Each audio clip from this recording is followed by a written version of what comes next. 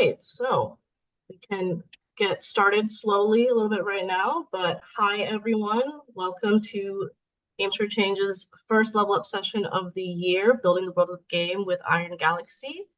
And here we have the team at Iron Galaxy. They're so excited to talk about their work with you guys, and we're so excited to hear. So this is going to be sort of like a panel discussion session. And as they speak, if you guys have any questions, we recommend asking your questions via the Q&A function at the bottom. You guys have used Zoom before, I'm sure. So click the More button at the bottom. There should be a Q&A. You can ask your questions there, and we will address all those questions at the end of the session. You can also ask them during the in the chat as well, if that's easier for you. But we'll get to all of them. So you guys take it away. Thank you so much. Welcome to our panel discussion for this afternoon.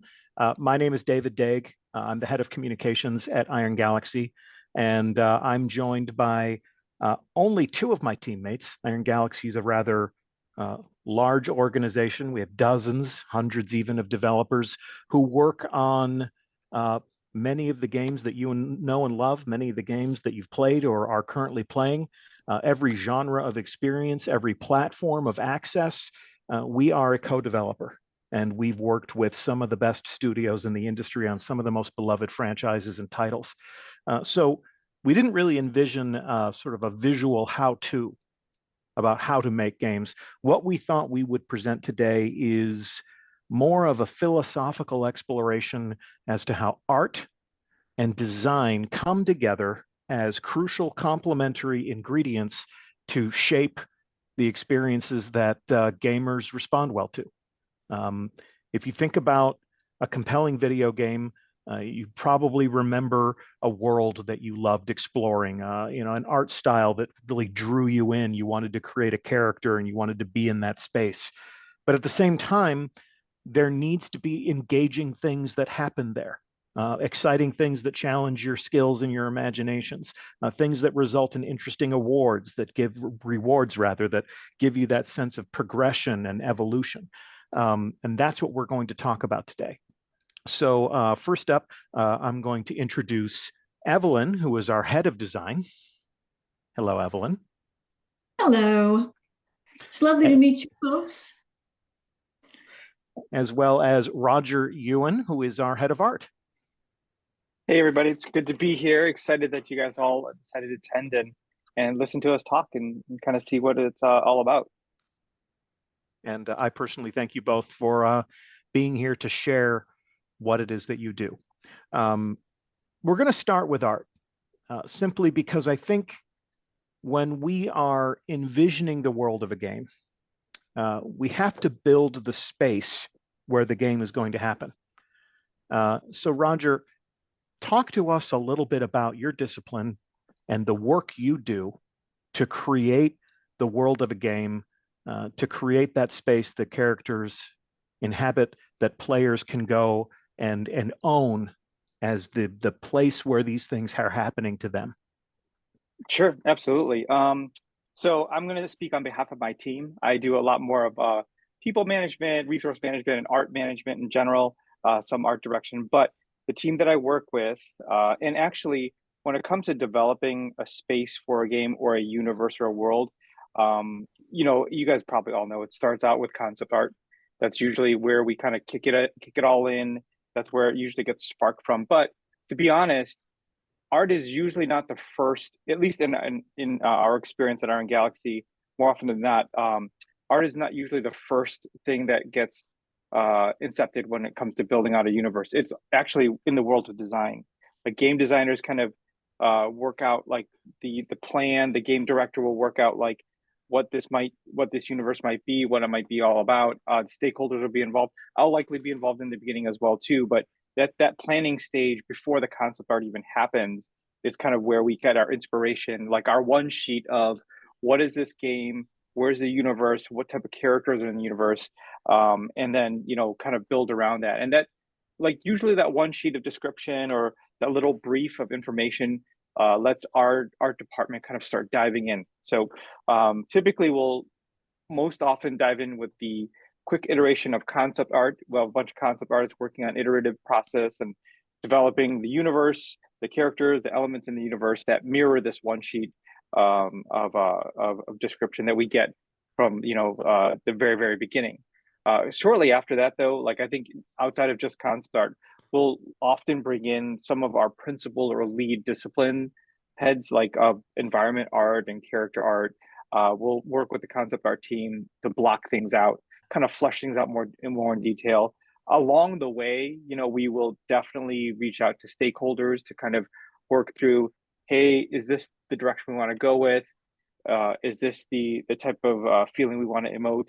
And then we actually often, I feel like, work with design pretty side by side when we start this process. I almost kind of feel like, and Dague, feel free to jump in if you've seen differently, but often I feel like when it comes to kicking off, it's always a back and forth between game design and art to kind of get the right momentum going. Usually the other disciplines don't come in till a little bit later. And then honestly, it's kind of, that's where you start building like the heart of where things kind of come from. And after that, all the iterative planning, we start developing the world. This is all in the form of pre-production is what I'm used to kind of seeing as pre-production iteration.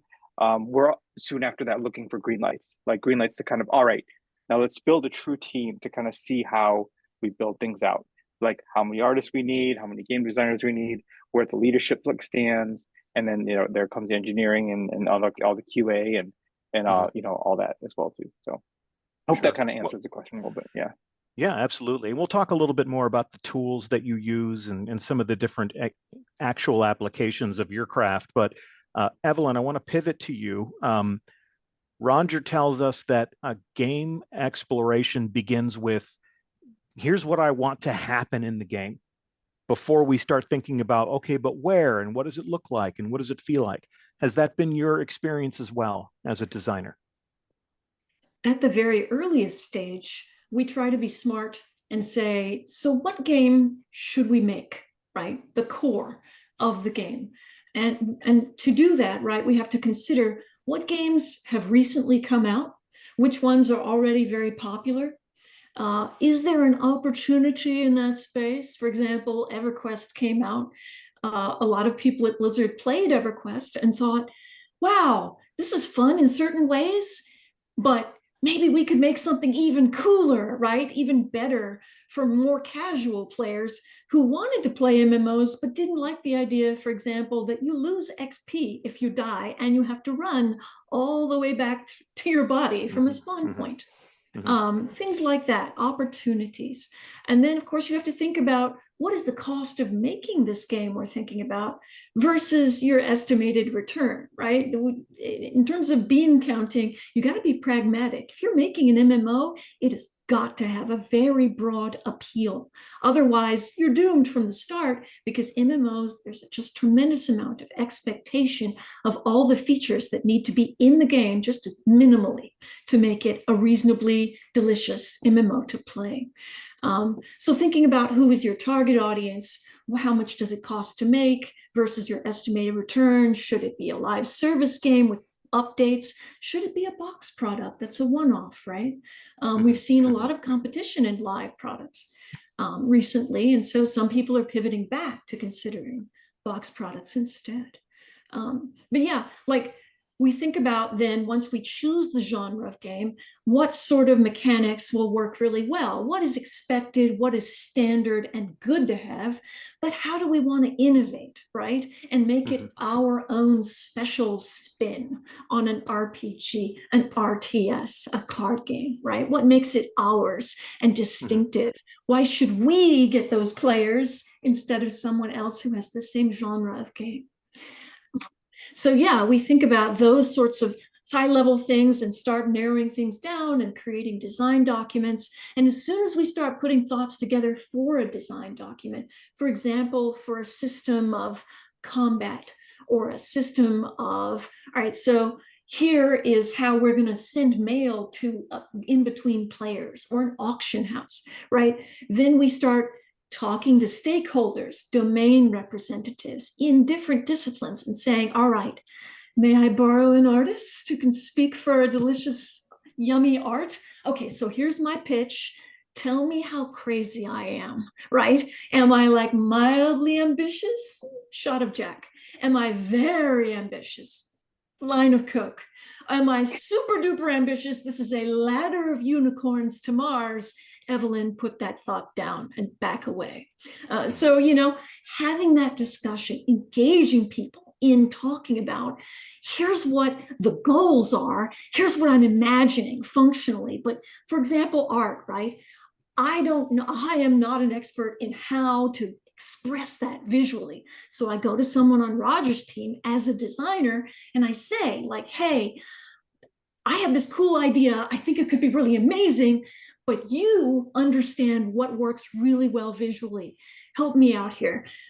How do you think we can express this really clearly and also, right, give people fair warning if something fiery is coming down the pipe, which is super fun for designers to have these conversations with artists and kind of put our heads together and think about how to solve problems. When we're innovating in one space, how do we save in another so that we don't end up overcommitted?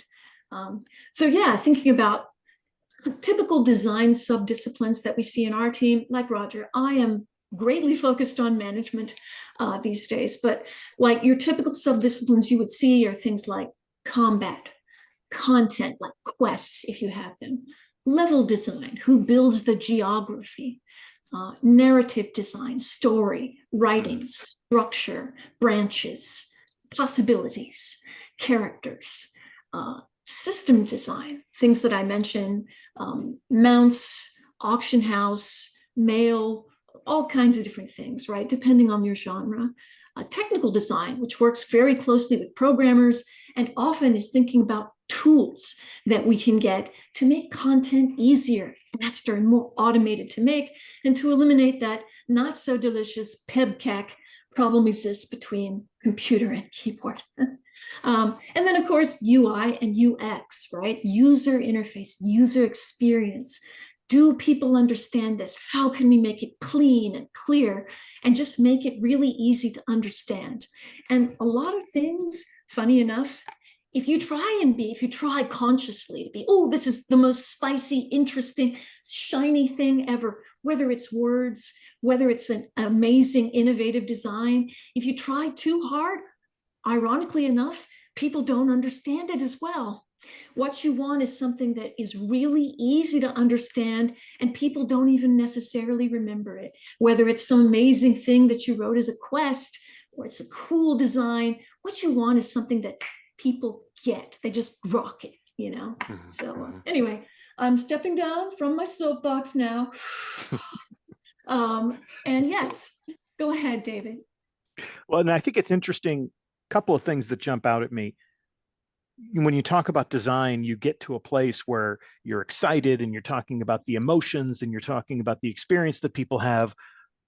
But at the outset, your exploration is very practical, which points to the fact that we know that when we make video games, we're making them for the player.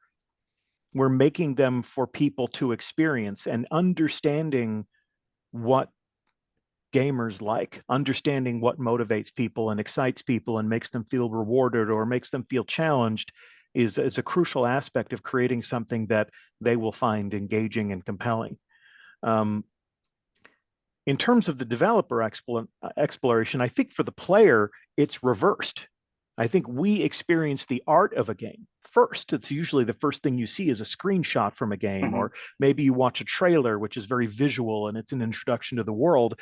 Then when you get in that world, whether it's a gritty dungeon or a colorful alien landscape, that's when you realize, oh my God, this is a challenge, or this is a grind, or this is extremely fast paced. So returning back to the artistic side of this exploration, Roger, talk to us a little bit about your background, right? Like, neither of us graduated from college last week, and I think curriculums that are dedicated to game development are a very new thing in the world of education. So talk to us about your own personal journeys in realizing that you were good at art or good at design and wanted to take those personal strengths and curiosities and apply them to game design. We'll start with Roger as to how he became a video game development artist. Sure, absolutely. One thing I do want to kind of add on to the comment you just said is it is true, like when it comes to the art of the game, that's like the lure, like that gets you into wanting to be in that game. Then you experience what the designers built, you experience the world that's been crafted.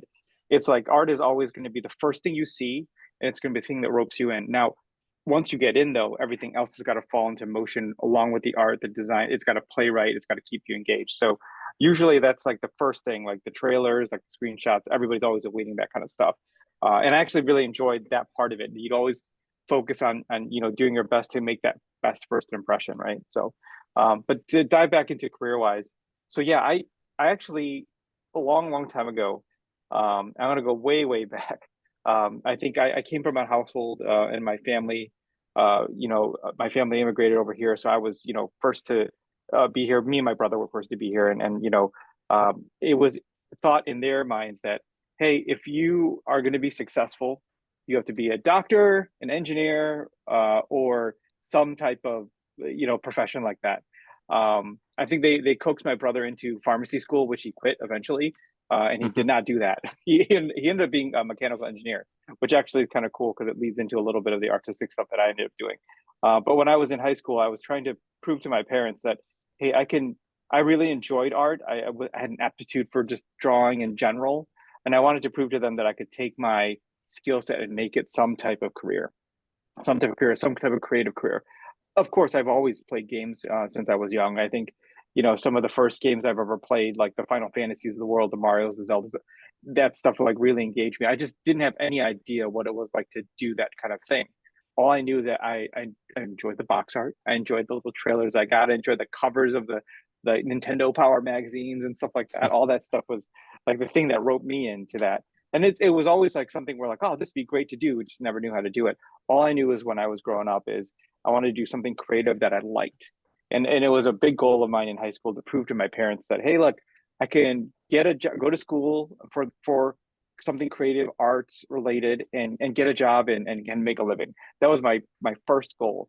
What I ended up doing was going to a place called Rayvo College of Design, and I majored in illustration. For the first year and a half, I think I was like a concept illustrator, like a cover illustrator, worked on a lot of like figure drawing and things like that.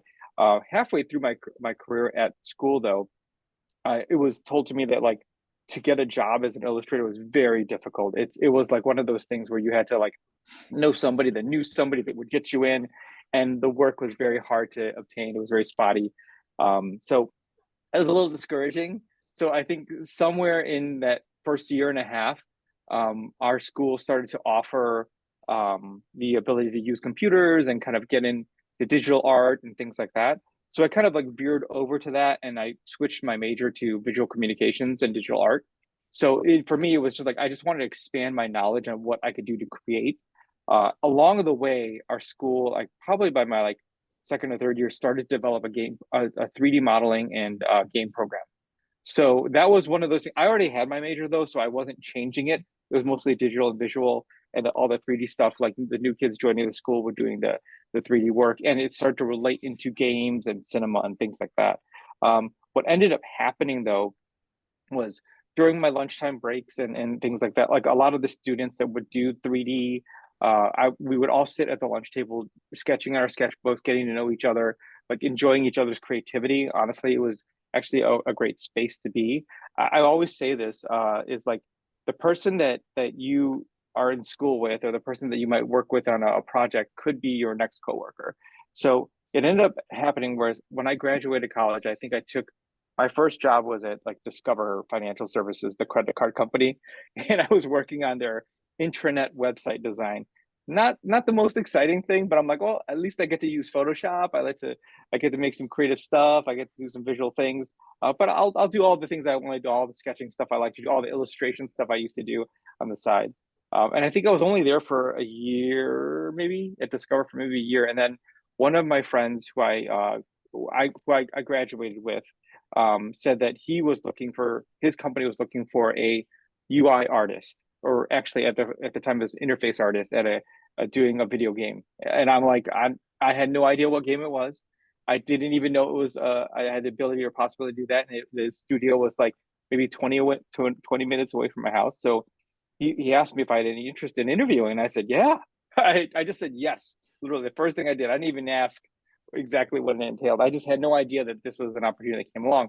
And later on, I asked him, hey, why did you reach out to me in general to get this opportunity? He let me know it was like it had a lot to do with all the time that we spent working on projects together in the lunchroom, sketching together, like looking at each other's portfolios. All that stuff kind of led him to remember our experience together. So he was the one that got me into games. And it was actually my first job was at a place called New Effects, which worked in tandem with Electronic Arts. And I would think NBA Live and NBA Street were the first two games I worked on when I got into the industry. So that was like breaking into the video game industry, and I had no idea that it was going to become what it became. So as I got through like my time there, I think I spent about like 8 years there before the studio that I was at ended up kind of like shutting down and I had to move on. But through my first 4 years, I was mostly just focused on 2D illustration, UI art, Photoshop work. And I realized like I wanted to have more value in general for a team. Like, yeah, I wanted to like learn more things. And 3D was always a thing I saw in college that folks did. I didn't understand it. So I learned 3D on the job when I was at that studio. And I kind of took in environment art and character art at the same time. And it was actually really cool to kind of like have them allow me to kind of learn as I went. So slowly, the first 8 years in the industry, I kind of developed an aptitude for just all those like skill sets. Understanding, honestly, it helped me understand what it took to do that particular job, and then eventually kind of got me into like team leadership like shortly after that. So after I went to EA, and eventually EA Chicago was formed, and eventually they ended up closing down during the horrible 2008 recession. I know I'm dating myself going back that far, but that being said, after that all spun up, like there was a lot of like turmoil and tumultuousness within game studios. I spent a decent amount of time doing web-based gaming at an independent company that did a lot of angel, like they got a lot of investing. They were like startup style, so we did a year or two there on web-based gaming, and then slowly after that, Robomoto Activision opened up in Chicago, and my friends at EA who opened the studio said, hey, we remember we really loved working with you over here at EA. Did you want to kind of join us over here doing the Tony Hawk series and whatnot? So again, it was the kind of same thing. It was like because you had a good experience with somebody that you worked with before, they kind of just rope you into the next thing. And I wasn't really expecting it. I kind of had a different path that I was going to go on. So I spent a couple of years at Robomoto Activision doing work there, and I ended up starting to lead small teams at that point. About like 10 years in or so, I kind of separated from doing 100% individual contributor IC work to kind of doing IC work as well as leading a small pod of folks. So I spent a couple of years over there, and then shortly after that, when things settled over there, I actually had the opportunity to go work for a mobile game company. And at the time, mobile game was like pretty new. It was during the launch of the iPhone back in the day, and it was right after the iPhone launch, and they decided to launch the Apple App Store. So I don't know if anybody's ever seen the game, but like I think some of the very early commercials showed like the touch hockey. It's an air hockey game on your iPhone where you like play air hockey on your phone. So that company that did that game had great success doing that first iteration. So they kind of opened up and spun off and started building a team for the next versions of that game. And I actually had a desire to kind of learn a little bit of a new technology and kind of understand what making games were like for something that was not in the console world. So I spent about a couple of years over there doing iPhone games, Android games, and all that. And then shortly after that, I spent a couple of years there. I moved on to a larger gaming studio where it was actually the first opportunity that I had. And the funny thing is, I actually interviewed at Iron Galaxy during that time. I think it was like 2012 or 2013 or something. I interviewed with, currently the person that I work under right now. I interviewed there for an opportunity. It didn't end up working out just due to timing. So I took the job at this place called Scientific Games. And the idea there was they wanted me to kind of come in and build a small team. And I've never built a team before. They wanted me to come in and build a small team of artists to kind of bring their games into the web-based mobile era, the device era, and they wanted it to function of like what the quality of a console game and have the graphics of a console game and things like that. So it was actually a really great experience. I spent about 5-ish plus years there, about 5.5 years there, kind of climbing the art ladder, building the team out. And it's interesting, and I think many folks will probably say that that's been in game industry for this long. You don't like you can stay in a discipline, but you always kind of learn from every other discipline around you. Like Yeah. partway through my journey over there, I actually got into the world of production.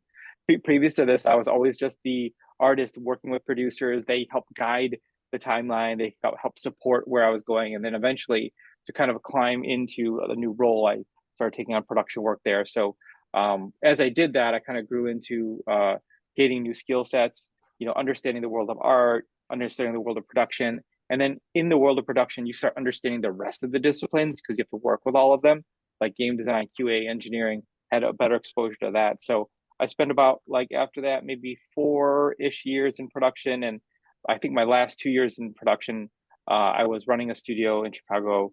It was Congregate Chicago. I think their sub studio was called Synapse, and they were also doing mobile games.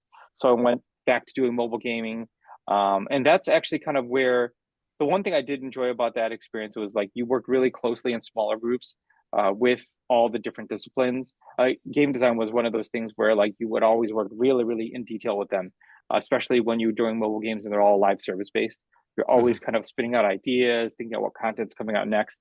Art and design really function very tightly in live service games or things that needed to be spit out every week and all that. So I spent a couple of years there. And then the one thing I realized, Dague, was that, man, I miss working with artists. So that was the whole reason I ended up back at talking to Iron Galaxy. So about 4 years ago, I reapplied at Iron Galaxy, and I was doing executive production work at this other studio, but I saw an opening for an art director role at Iron Galaxy, and I said to myself, I really liked doing what I did, and it was a great experience learning all those tools, but I just want to work with creative people, making great art, talking about art, and I really missed that about what I was doing before.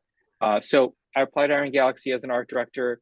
I re-interviewed with who my boss is today, and we recalled our experience from 8 years before and how that didn't work out. And it wasn't a bad experience; it was actually quite good. And then eventually I joined the team here as an art director, and then shortly after, maybe about a couple of years in now, I'm running the art department as things have changed and grown. But the one thing I would say is the experience has gotten me to a point where now I feel very I feel like I'm where I'm supposed to be in my art career with this company doing the things that we're doing, and it's amazing to kind of have that exposure and work with the great people around us. So I know it was a little bit long-winded. I apologize, guys, but that is pretty much the synapse of the last 25 years of my career. So.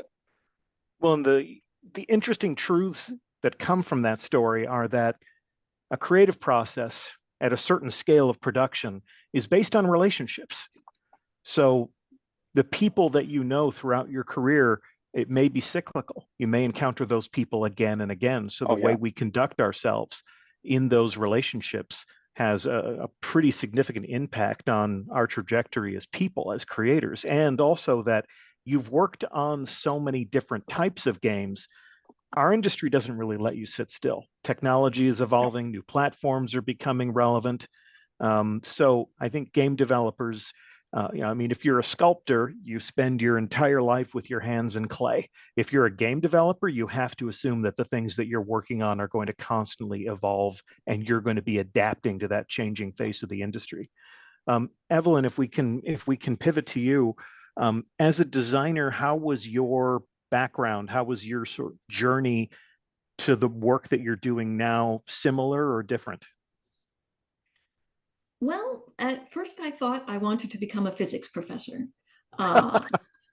Obviously, there was some pivoting involved there. I got to relativity and found myself unexpectedly disengaged, micro-sleeping. So I was like, oh no, if I'm falling asleep in class, that can't be a good sign. So I looked through the different majors to change to, and I found one that it was called Brain and Cognitive Sciences. And it was all about people, they're fascinating. I mean, we are so complicated. We talk about wanting something, then we get it. Maybe we're not happy with it. That happens a lot in game design, actually. Yeah, so I switched into brain and cognitive sciences, some into math, some statistics, but also just kind of learning what people find easy to remember when they look at a screen, how you might prompt them to be able to remember it using certain techniques. Memory is super interesting and very individual in certain ways, right? So you want to express things maybe visually, maybe also in words, maybe using visual effects. And you just want to try and be very approachable in game design, which I totally did not consider entering game design until I spent some time in some postgraduate programs. I went from cognitive sciences into computer sciences for a bit. And I just ended up thinking academia wasn't for me in the long run as a career, even though I love learning and I love teaching. And I wanted to find something that made me feel really passionate to do. And I was like, I don't know what that would be. And a friend had actually left the same program that I was currently in and said, you could always apply over here at my company. You've got a computer science background and you know stuff about some psychology and analysis. I think you'd be really cool as a member of QA. You could be a technical engineer over here. And I was like, well, okay, tell me more. So I ended up applying, joining this company. I was one of the very few women at the company for quite a while. And my second day at the company was 9/11. So that was rather shocking. And then I was trying to call people that day because our parent company said people could just stay home. And I'd already come into work anyway because I didn't know what else to do. So I just called people and then I had to convince them I actually worked there. Yes, I am a woman. Yes, I do work at the company, I swear. So I basically trying to, just help folks in a hard day and just testing the game, right? From a more computer sciencey background, feeling out what I felt would probably be the weak spots. I found one place, for example, where an animal could eat animals of the same exact type. So that immediately, if you know computer science, that's infinite recursion right there. And the game was supposed to remember it all and function properly, and it did not. Spoilers. So it was a lot of interesting stuff to kind of test once I joined this company. And then the company ambitiously decided that they wanted to make their first MMO, which in retrospect was a pretty crazy idea. But they did it anyway. And it was a success. In fact, it was such a success that it was dangerous and scary at first because we sold too many copies and we didn't have enough servers, and people were running down the hallway going, no, please take the boxes off the shelves, stop selling, stop, we need more hardware, and grabbing each other and pulling them into meetings. Yeah, hilarious. And it was Blizzard Entertainment, and we had made World of Warcraft, and we did not anticipate, we were not prepared. So actually a story that has happened more than once on a game launch for Blizzard, and something that, like, as a gaming company, you try to prepare for, right? And just sometimes you're not quite prepared. So I had a really fun time in QA, testing a bunch of fun games and learning how they might break. And then at one point, I started shifting course into looking at the writing side of things. I know a lot about writing mechanics, and people asked for my help here and there. And then my QA manager found out that I knew what like gerunds and participles and split infinitives were. And he was like, okay, and now you're in charge of all the grammar errors. And I was like, oh, okay. Oh, no. And then I got asked to start editing things from all over the company, from HR, from legal, things that would go out on the website, marketing. And it just got more and more. And at some point, the president sent me a meeting invite, and I was like, oh, well, I love you all. Apparently I'm being fired. Not sure what went wrong. Goodbye. But I went to the meeting. I was not in trouble, it turned out. I was just confusing people. Technical engineer, also doing editing and writing stuff. Yeah. At this point, they just had me writing things too. And I was just like, so, and they're like, we like you very much. What do you want to do with your life? Because we're getting mixed messages. And so I didn't know what game design was. It turned out I'd been doing it without realizing it in QA, because I was like, what if we did this? I think it would be even cooler. What if we did this? Then that would make the AI even smarter, right? Oh boy, I hate myself so much for proposing that AI, when they got low on hit points, they would run away in Warcraft 3. That's my fault. I'm sorry. Anyway, so but yeah, they were very nice to me, despite the fact that I was not a game designer, but I was proposing ideas. And one thing led to another. And I said, it'd be fun to work on story stuff. And they were like, you know what? We have someone who needs your help on that. And he asked if I would be willing to write Bibles, make up rules, make up timelines, ages, hair and eye color, consistency, pronunciations. How does the magic work for warlocks versus druids versus paladins, right? All of these different kinds of things. What's the geography? Turns out we've named certain things the same name, even though they were Azeroth the planet, Azeroth the continent, Azeroth the nation. Little confusing. And, just trying to iron things out and, okay. And if we have conflicting stories out there, this is from a book almost no one has read, and it was from 25 years ago. Okay, that was an error on our part. It's not canon in this particular respect. It said the person has purple hair. In fact, he has green. He's a druid. Enjoy. Problem solved, right? So some were small problems, some were big problems, but we tried to iron it all out, make Bibles, and it was really fun. And I wanted to work more and more. I wanted to just make things directly. So I took a test, managed to get onto the World of Warcraft team temporarily, work on some content in Warlords of Draenor and Legion. And it was super fun. And I was like, this is it. I want to officially be a game designer on a team that actually is making things, as opposed to a central team, which I had been in QA, and then I was in a central team called creative development.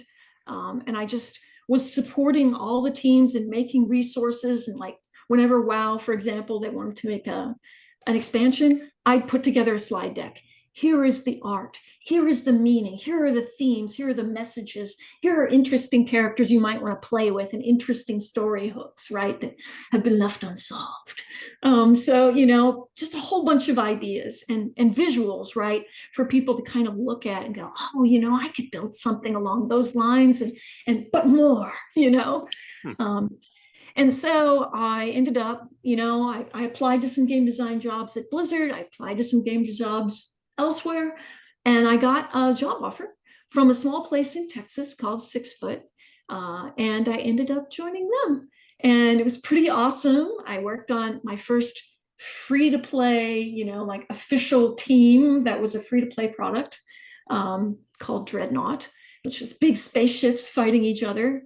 I like to play healers myself. I play everything, but especially healers. So I was often running around healing people. And it was really fun. And then it ended in tears and layoffs because our biggest funder, a private investor, got married to a person who was not a gamer. And he decided he would take a step back from investing quite so much time and energy and money in games. And so I ended up joining another studio in Georgia called High Res Studios.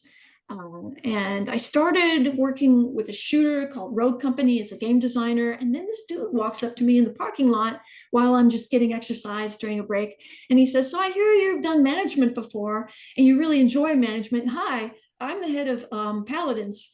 It's a shooter, and it's been out there for a little while, hero shooter, and it's fun and it's cool and the team is amazing. Would you be willing to help me? Because I have like 14 or maybe 17, a lot team of direct reports. I could really use some help in terms of management. And I was like, wow, this sounds cool. Yes, of course. I love helping. I am a support character. What can I do? So yeah. I ended up becoming a technical manager on that team. And then he had to move to another studio to help them because someone key technical bowed out, and he was needed critically. And that was when he announced that I would be the new executive producer. And that's how I found out I was going to become an executive producer, which was a big challenge, but also a really fun one. So like Roger, I kind of was like, whoa, oh, okay, better learn fast. And it was really fun. But then some layoffs did hit. I volunteered myself. I was like, if we're doing layoffs, I can tell you, start with me, because this is a great team. They're very solid. I've moved a bunch of them to other projects that have the R&D and the budget, going for them. But put me up, lay me off, transfer me, do what you got to do. And the CEO initially disagreed with me, but then decided he would change his mind a few months later because we were still seeing real problems with meeting our budget goals. So then I remembered the wonderful studio that I had worked with long ago. Well, I didn't get to, but they did work with 6 Foot, and I did get to see lots of amazing input from this amazing studio called Iron Galaxy. I saw that they were looking for head of design. I'm glad you like Bomb King. So yeah, the head of design, I applied. I said they were looking for someone who loved management, enjoyed working with people and leveling them up, but also had more of a production mindset, which coincidentally I'd recently acquired. So yes, I got to meet these people in person, and they're amazing and awesome. I've really enjoyed getting to know them. I have not been at the company as long as Roger and David have. Only since last year, in July, did I join, but it's been amazing and I've really enjoyed it. And you tell an interesting story about being interested in so many different things, having so many different places where you can put your passions and skills, but needing across the arc of your career to find your specialty, to find the thing that you can do better than anyone else, and the place where you can really find your spot and add value, which I think is the journey that everyone is going to find themselves on as they contemplate this industry. And Evelyn, if ever we needed a reminder that a round of layoffs can be a developmental, evolutionary time, it's this week. So thank you very much for that sort of optimistic take on how the universe can challenge us from time to time. Nikki, I'd love to ask you what sort of questions we see from the audience now that people have a sense of who these people are and what they've done and what challenges they've tackled in their careers. What can we tell the people who have gathered here today? How can we help them find their own sort of trailhead to join this industry with us? Yeah, I mean, first of all, I want to thank all 3 of you guys for being such wonderful speakers. Hearing about your work experience and everything you guys have done in your careers was amazing. And clearly the people who are here attending, the students and teachers, have a few questions for you guys. So let's start with our first one. This is a question from Sarah Elliott's student, who says, we talk about environmental storytelling in our game design class a lot. Do you have any examples of environmental storytelling that really impacted you in a game you were either designing or playing? So that was a little bit long, but if you need to reread that, it's also in the open question section over there. So this can be going to either Roger or Evelyn or David, any of you guys that you feel comfortable answering. Evelyn. I can respond to that. Sure. Go ahead, Evelyn. Super quick response, Diablo 3 versus Diablo 4. When I was on the central team, creative development, and we were talking about making Diablo 3, 2 factions emerged from the darkness. And one group of people, they were passionate about how Diablo 3 needed to be very, very, very, very horror, like Saw, like scary, like amazing and monstrous. And another faction were like, well, I mean, yeah, it's horror, but it's horror as a call to action. It's communicating. Like you see a corpse, it's scorched. Oh no, there's a monster nearby and you better get some fire resistance, right? So it's communicating and it's heroes step up. So it's not about horror as the end goal. It's about horror as a message, as a communication. And that faction won in Diablo 3, and that's why you saw the visuals that you did. You saw some horror, right, but not like everywhere horror. And you saw it always as a communication of what to expect, a very environmental storytelling. Whereas Diablo 4, the pendulum swung in the other direction, and the theme was horror, despair, unpredictability, and usually loss. Everything, power corrupts.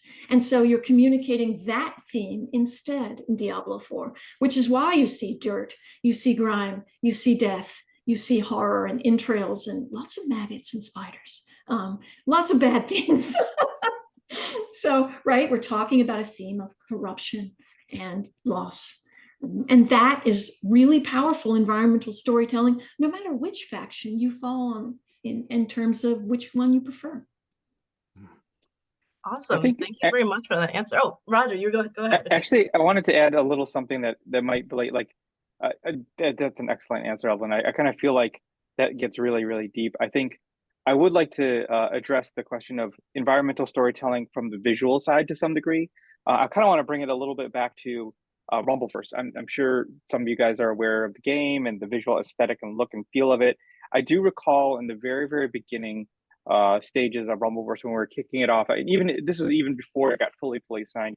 When the universe was being built, like the environment and what the environment represented was really important to number one, like the game designers as well as the folks making the environment. But like if you guys ever notice in Rumbleverse, like everything is built to reflect that universe. Everything's a little askew. Everything's got a little humor and character to it. The branding that we worked in there is kind of like definitely part of the way the characters look. The characters look like the branding in the universe. So it all kind of relates and it kind of helps you get engulfed in that environment, even though a lot of the stuff is static and you're just having things that are surrounding you.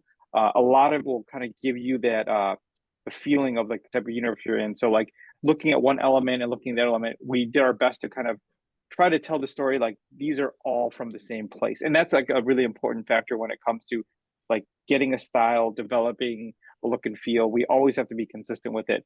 And the funny thing is there were conversations about when we were doing our concept art, when we were modeling our things, like that's like we wanted to make sure our lines were not perfectly straight, but not too wobbly. So we went back and forth with like lines too wobbly, lines too straight. Like we had to kind of get folks behind like the idea of what this universe looks like and how we want the user to see it and how we want the user to feel it, how we want the user to feel when they're in it. So just want to add that little nugget. That was great, Roger. And actually, we have another question that I think Roger can answer as well. This is another student question, and I think it's one a lot of students ask themselves when they're just getting started. The student asks, I'm designing my game in Minecraft. Is it okay if I can't draw? Can I still make a good world? Yeah, of course. I actually kind of think, so that's like not all the artists that we have in our, in our company are illustrators or can draw, but like a lot of them are masters of their craft. So I think it's one of those situations where this individual's found a tool they can use to build a universe, and they could still build a beautiful, great universe. They don't necessarily have to be traditionally artistically trained or traditionally artistically apt to do that. They're generating their focus and they're expressing their creativity through the tool that you're using. I think the advice I would give for sure is like take the tools that you have in front of you and try to utilize them the best you can. Learn as much as you can, and then slowly you're going to start gaining momentum in the things that are that kind of like gravitate towards you, and you'll be able to definitely create really great worlds even if you're not a traditional artist. So Awesome. Thank you for that response, Roger. And we have another question from Ziad. This is the one that he wants to prioritize. This could be answered by anyone on the team. What are you or your departments doing to increase accessibility in your games? Anyone else to answer that? Sorry, go ahead. That's actually a topic that is near and dear to our user interface designers and user experience designers. They're quite passionate explicitly about that.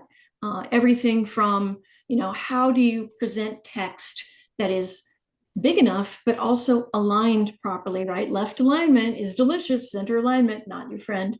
And just, right, keeping it succinct and simple. And also just, right, that's just one tiny piece of what is the entire user experience. are we communicating it in a way that everyone can think about? For example, if you have some color deficiencies, right, where you can't quite see red and green as distinct, maybe you would like to adjust your coloring and switch it around. Maybe you need to change the font sizes, right? If you have old eyes like mine and you're having a little trouble, small font. Or things like, difficulty in games, right? And certain things that are super hard to manage with one hand or with limited mobility. These sorts of options make your game a lot easier if you can just adjust these sorts of things so that more people can play your game, which of course is something that all game designers love. Why, yes, I would like more people to play my game. Yes, accessibility for the win. So yeah, 100%. Actually, I'd love to add a little bit to that. I think, in tandem with the UX designers and the UI tech artists and everything like that, we will typically in our company work with UI artists in general to kind of build like the visual aspect of it. I remember when we were building out a couple games I can't totally disclose, but there were a lot of conversations about choosing the right type of color. So like folks with the deficiencies in red and green don't have to worry about that. They'll always show up. There were a lot of conversations about, hey, we've had meetings on the UI team about, hey, let's look at what they're doing for accessibility. I think the last of us did a really wonderful job with this accessibility features recently too. So we would like try to like research anybody that's done accessibility features, kind of where we can stand with it, take and benefit from that as well too. So it's always been an aspect that we focus on when we're starting to kind of like hone in the designs of our experience and our UI specifically. So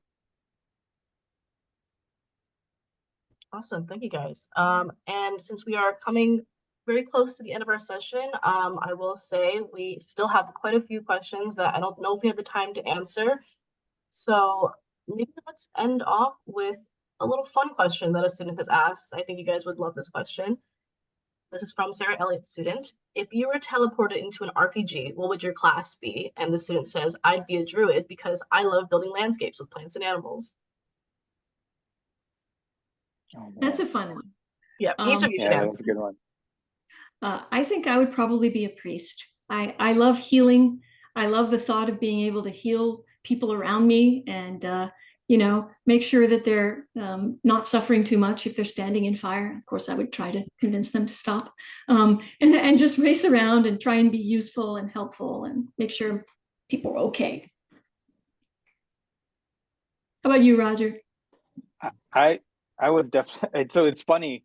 Every time I build a class in a game, I always I have a big dilemma, like what I want to do, and like I go through. I spend like, oh shoot, man, I spend like, oh, like I think when I like last few times I played Oblivion, Skyrim, all that stuff, and then the other games that I get to build classes, I always kind of think to myself, I'm gonna take the traditional class fighter, go 100% in on it, and I always cycle around, make the character, then later on I change it because I don't like it. I always end up trying to play like a very stealthy class, like the thief class, and somebody that uses a bow and arrow typically to shoot people from a distance. I really enjoy that. I don't know why. I've always kind of like felt like, is that like that darker side of me that I'm not willing to express on a day-to-day? I can put it into a game so it doesn't come out in real life. But yeah, but typically the thief class, like sneaking around. I really enjoy games that like require stealth. I think all the Metal Gears that I played on the PS1, PS2. I love the stealth aspect of all the Arkham games as well too. So when it came to like playing like big RPGs, it would be like I wanted to take a more forward approach, but I always cycled back around. And it would typically be, I think the last time I built a character, it was in D&D, and it was a archer, thief class, cat-like individual. So that's kind of where I'd go. Deej, what do you have? Oh, I'm just here to provide you guys with a platform, but as quickly as possible, I'm a community person. So for me, games are all about bringing people together and helping them cooperate on a specific objective. So more often than not, you can find me as the person who's driving the car. Dropping the kids off at the pool. Have fun. Bring the flag. We have time for one more. Yeah, I think we have time for one more. We do if you do. Yeah, I mean, if you guys do, you guys are the ones answering. So you got time? Let's go for it. Okay. Let's see. This is a sort of a general question, and it's by Ziad. I'm sure it depends a lot on the studio and people, but did you enjoy your time in web, mobile, or console gaming the most out of all those three? Ooh. I could kick that off. I think I've always had like this, like I started my career in console games, and it was kind of, I always kind of feel like console games is like the upper echelon of games, because it's even though I know, like, fidelity wise, you could have hardcore PC stuff, but like the console's made for gaming. That's why it exists. I and like I go back and forth. I appreciate the technologies and advancements of doing web and mobile games, and I really enjoyed my time there and learned a ton of stuff, techniques, like ways to approach things, how to develop rapid, fast, and well, and get good fit and finish.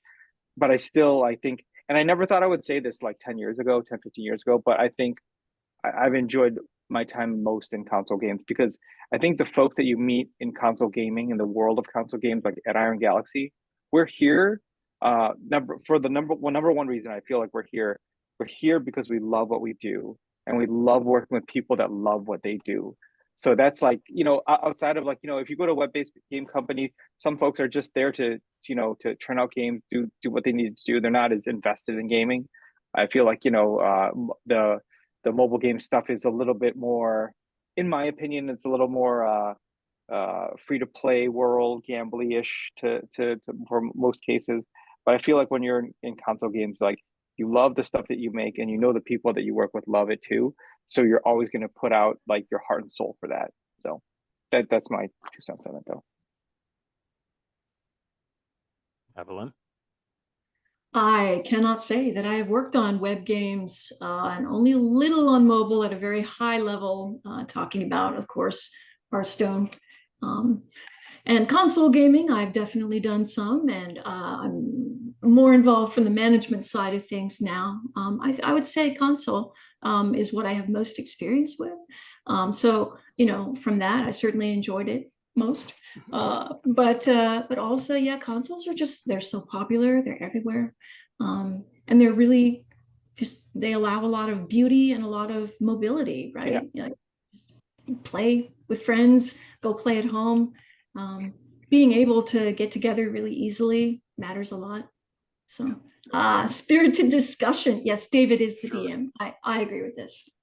And there's no wrong answer to that question. I think people are they're going to love and find the most value in the thing that they work on. I'm sure there's mobile or web developers out there who feel as if they're the wave of the future, and that these big clunky consoles that we buy and hook into our game systems are going to be dinosaurs someday.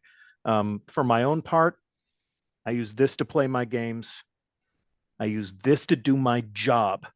And at the end of the day, that stays right there on my desk, because this is what I want to have in my hand.